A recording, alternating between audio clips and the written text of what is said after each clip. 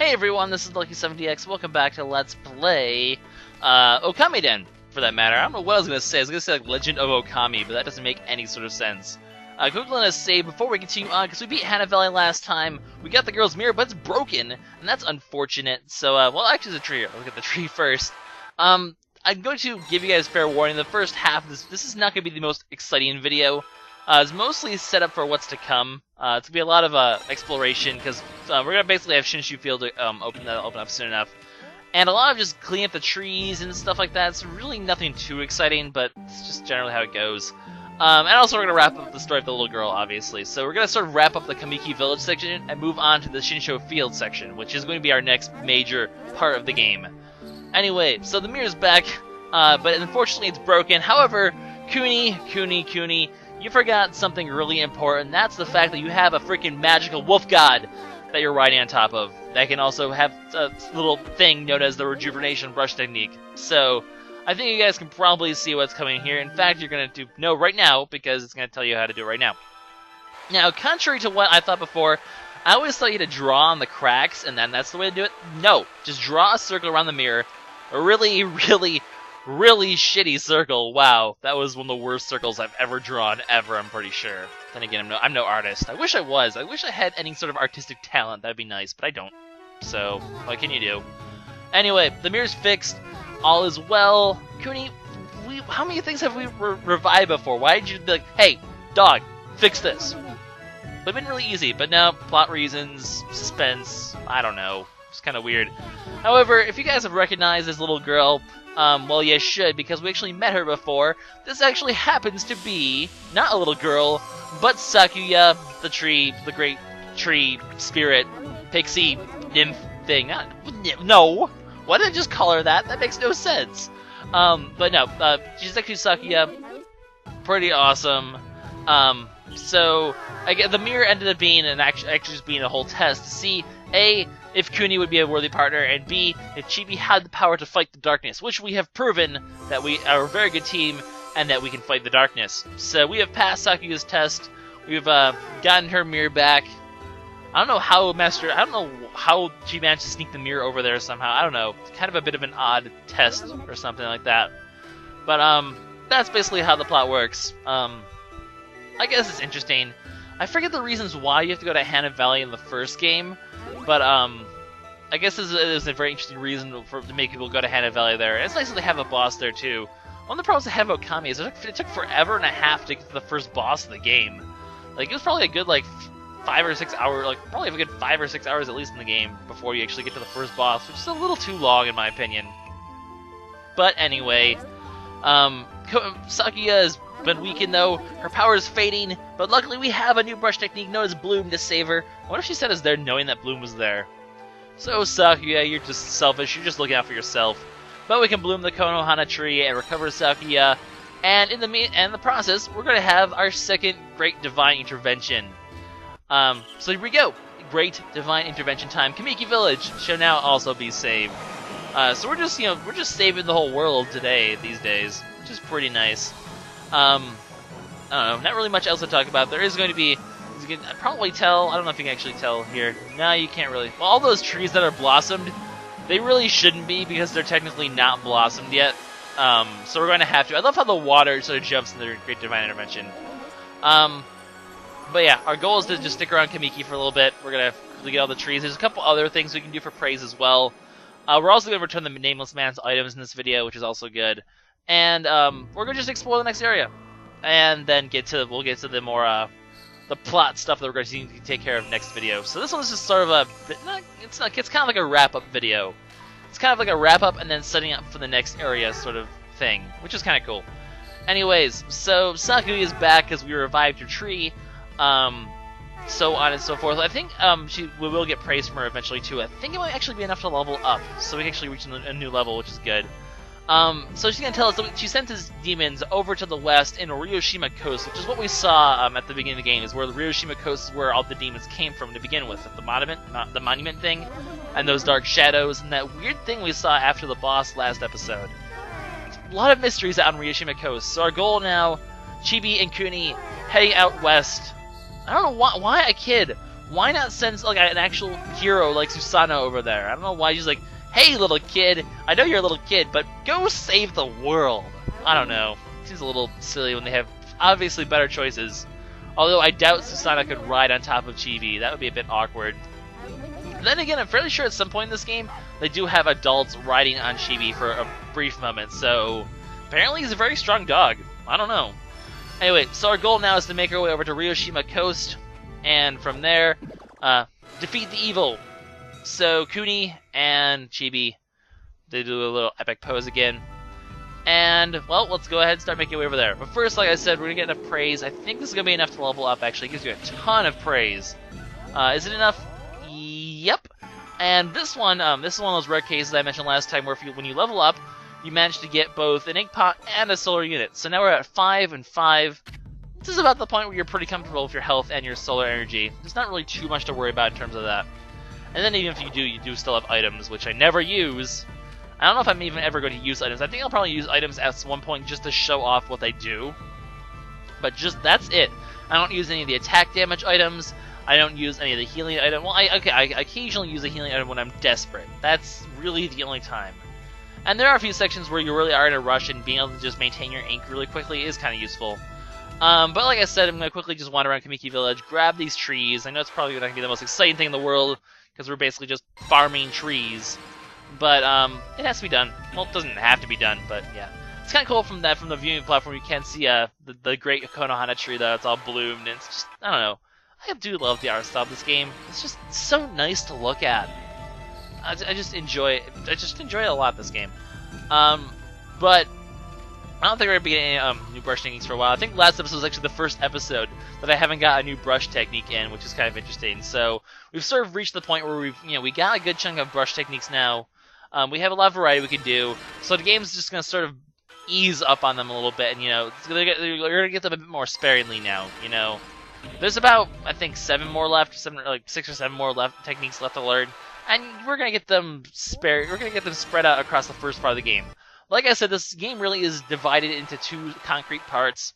We're gonna get we're still well early on the first part though, so don't expect anything game-changing to happen soon. But there will be plenty of plot twists in the future. Believe me, this game's plot, while it seems really simple and kind of a bit cheesy at the moment, and especially later, you're gonna notice it gets very disconnected. At the end, it does all come together. Well, for the most part, it does at least come together a little bit. And, there is actually a grand overarching plot to this whole thing. There are actually going to be plot twists and crazy stuff that happens. So, just bear with the plot early on. It's not the best plot early game, but it does redeem itself at some point. Anyway, one more quick thing I need to take care of here is, that laundry pole, which I've mentioned a few times. We can finally take care of it, except I don't actually have any ink left. Well, that's unfortunate. Oops, didn't mean it. Wrong button. I actually dropped Kuni. Anyway, kind of quickly talking to Kuni. I don't know. They have very similar names. Kushi and Kushi. I just really say it's Kushi. Kushi. That's just kind of funny. But I'm going to quickly use the save point in order to get my ink back to normal, and then we can quickly get this tree and the laundry pole and get a little bit of extra praise from that.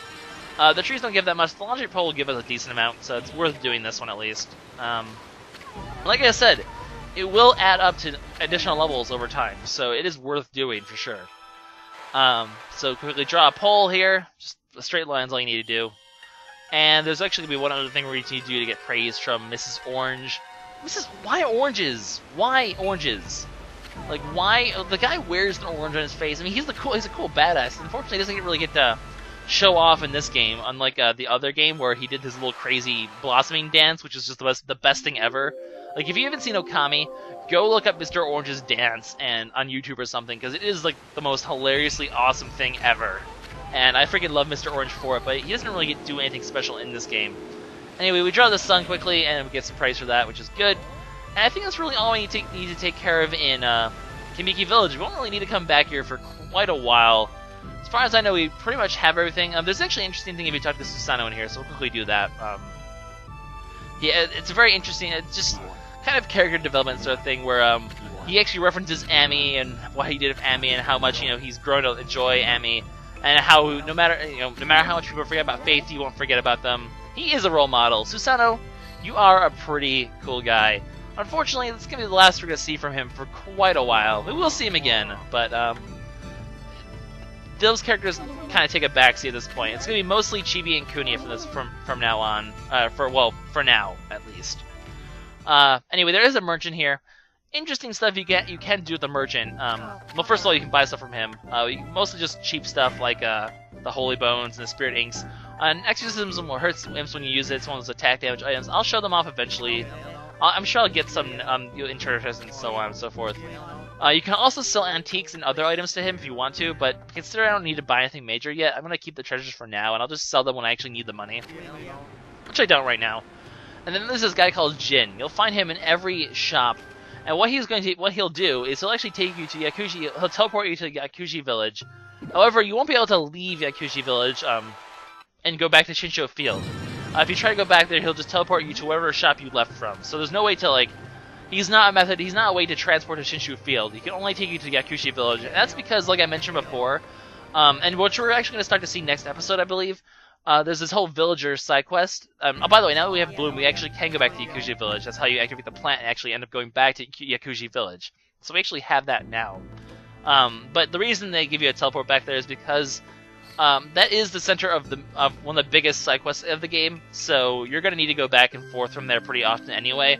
So it's really nice that they provide a teleport because really, once they reach a certain point, getting back to Yakushi Village is really, really hard, if not impossible, for quite a while. So Jin's going to be a really handy character in that he'll teleport to the Yakushi Village all the time, which is nice. Anyway, we're going to get a little bit of extra plot here where, like I mentioned last time, a lot of this plot's going to revolve around Kuni trying to figure out who he is, and basically why he was able to lift up the fruit, why he has those special powers, sort of stuff like that. It's a journey of discovery. There we go, for Kuni. And also he has amnesia. Of course he has amnesia, very cliche, I suppose, but if it's not broke, don't fix it. The cliche plot works, so keep it cliche, why not? So yeah, basically this just sort of outlines our goals of Kuni. Hey, it's Isun! Sort of interrupting my talk about how Kuni's goals are, but he just sort of shows up here out of nowhere for really no reason. Isun, other than the early game, he really has no purpose in this plot. He's just sort of here. And he just sort of shows up occasionally and be like, hey, what's up guys, I'm Isun, how's it going? But yeah, basically just going to leave now. Does he even say anything important? I'm fairly sure he doesn't even have anything significant to say in this whole plot conversation. He just sort of interrupts this awesome moment, and he's like, hey guys, how's it going? I'm leaving now, bye-bye. So, what is the point of having Isun here? I don't know. Really had no point at all in this conversation.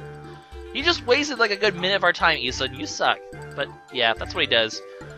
So of course we're gonna quickly grab a couple trees here because you saw during the cutscene. There's some trees we need to bloom here. So there's 4 or so. I don't think there's really any other trees in Shinshu Field we need to really focus on though besides these ones. So it should hopefully be the end of tree blooming for now, or at least for the most of it should be over now. And yeah, that's always good.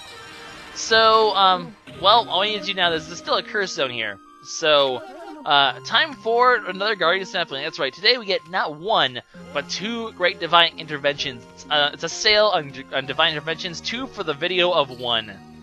Which makes no sense, of course, saying that. But before we do that, we'll quickly head over to the Nameless Man and return his pottery items and get the price for that as well. No reason not to. May as well just go ahead and do it. So, let's get in here. Nameless Man, we got your stuff! As you can see, by the way, as we're passing by Hana Valley, it is closed now. It will be open within a couple of videos, so if you didn't get all the pottery items, you can go back and get them, or if you just missed the masteries or something like that, you can go back and get them without too much of a problem, so don't worry if you missed them. But, in general, usually, it's nice to have them already by now, just so you don't have to go back and Hana Valley. Well, there is going to be something we're going to do in Hana Valley in a couple episodes, but it's pretty much right at the beginning, so there's no reason to go further into it at this point at all anymore. We got everything from Hana Valley for the most part, so nothing really to worry about there. So here we go, guys. Divine Intervention number 2. I don't know, I always like these Divine Intervention cutscenes. They're really cool, I think. Just fun to watch. Just watching them land and heal. They will take care of the curse zone. So now Shinshu Field will actually finally be open for full exploration. Well, besides, I mean, we could have done that. Actually, I don't know if we could have done that early on. I feel like if we tried to explore Shinshu Field while we had Isan, he would have prevented us from doing so. So really, we finally got the first chance to explore Shinshu Field. We'll explore about half of it now, and the rest of it will happen in the next episode once we get to the plot of the game. Or the plot of the field, because there's going to be, as we're going to see in a little bit, there's going to be some stuff we're going to need to take care of before we can continue past Shinshu Field. There's going to be a couple, there's actually going to be, we're going to need to learn a brush skill basically before we move on. But getting that brush skill is going to take quite a while. It's going to be like a couple videos worth of plot to get to take care of it. So yeah, we're going to sort of be here for the long run, I guess. Anyway, almost enough for a new level. See, this is where all those trees and doing the pole and stuff like that are going to really all add up. And also, phone, it sucks. And there's no one home either, so you're going to have to listen to the whole thing. Anyway, phone keeps interrupting all my recordings. I do apologize for that, guys. It happens. Anyway, this pig, there's going to be both animals and people who we recruit to Yakushi Village. He is going to be one of them. However, he's going to be one that we're going to get very near the end of the whole recruitment section of the game. Because we actually need to recruit someone else that we're not going to get for a very long time. So we will actually bring that pig to the village at some point, but it's not going to be now, because we don't have that man in the village yet. And we're not going to get him actually for quite a while. However, we will actually start getting people into the village really, really soon, and we'll actually be able to unlock some of the features, like the blacksmith, which is what we're going to be using those demon bones for. And other things will start to open up there as well. So we can't actually, as you can see, cutting some of those rocks will actually open up hidden little caves. They remind me of the little grottos from, whatchamacallit, from Ocarina of Time and Majora's Mask. You know, you open up little rocks and also the little holes in the ground. Very similar to that, I feel. Also, for those of you who remember the first game, this is where the dojo used to be. There is no dojo in this game. You don't learn any new techniques from the dojo. It's one of the things they took out. Like I said, they did take out a lot of the fluff of the first game, which is kind of unfortunate, but you know, they had to cut down a lot from the transition from PS2 to DS. It makes sense. They had to cut down a lot of the content, especially a lot of the extra content. And you know what? I'm not even going to complain, because that guy was expensive as shit. And you know what? It's kind of nice that I don't have to worry about that. Anyways, unfortunately, it also means we can't pee on opponents like before, which is a little unfortunate. It was always fun to pee on people with Ami, because they drop like the demon bones and stuff like that back then. That was always pretty cool, but it's no biggie that we can't do it. Anyway, so Agata Forest, which is going to be the next area we're going to go to, is going to be over here. Also, refills to ink pots. Another reason why I came here is actually just to get some ink pot refills. But as you can see, we have no means of destroying that cracked wall yet, so we're going to need a new brush technique to do so. And for those of you who remember the first game, you'll know where to get this skill. Actually, it's where the SOS is, obviously. So we're going to have to deal with this SOS in order to get the brush skill, and in order to basically be able to move on to Agata Forest. So basically, I call this the Shinshu Field section of the game. We're going to have a lot of back and forth. It's sort of a bit of a fetch quest sort of thing. Nothing too exciting, unfortunately. It's kind of one of the lower points of the game, actually, this whole section of the game. So do bear with me, it is a low point. On the side, though, we will actually have... Well, there's another masterpiece over here. Make sure you pick up the masterpiece. In the next couple of episodes, actually, we already have 9 out of the first 10 masterpieces. So we almost have Masterpiece 1 complete, which is pretty nice. Once we complete Masterpiece 1, we'll actually get an item for it. You did get a reward for every masterpiece you do complete. So we'll be able to pick up on that quite soon, which is nice. Anyways, this dude, he guards the Moon Cave, which is one of the major locations from the first game. Not really much we can do with the Moon Cave at the moment. The Moon Cave, don't worry, you'll see some Moon Cave eventually in this game. But we're gonna have a new. We finished out the pottery thing, and now we have a new one to get. The Holy Icons. These are going to be scattered all across Shinshu Field. We actually could have gotten one of them by now. I just chose not to get it until I access this quest. But we'll go ahead and start to pick up the first ones for now. The first one's going to be in a hole here. And don't worry about that treasure chest we missed back near the dojo that was frozen. Once we get the fire technique, we will eventually come back here and get that one. They do have quite a few of those treasures where we won't be able to access them yet, either because we don't have the wind, or fire, or stuff like that. We're going to need certain brush techniques in order to get those treasure chests, which we won't be able to do that quite yet. But once we do, we'll come back there, we'll get the treasure chests, and we'll I know it might be a masterpiece or just a good treasure, a good antique item. They do have some pretty good treasures in there, so they're worth coming back and picking up eventually. There are a few masterpieces we're going to be missing out on until we can get those. But luckily, the game is nice enough to make it like a Mastery 5, so the endgame Masteries will be part of those things. Like half of Mastery 5 is going to be random treasures, like the one we saw back there, where you're going to have to use basically backtrack to get them. So there will eventually be a backtrack episode where we collect all of that. But there we go, we got ourselves the last 2 of the icons, actually, ironically. The last 2 happen to be the ones that closest to the source.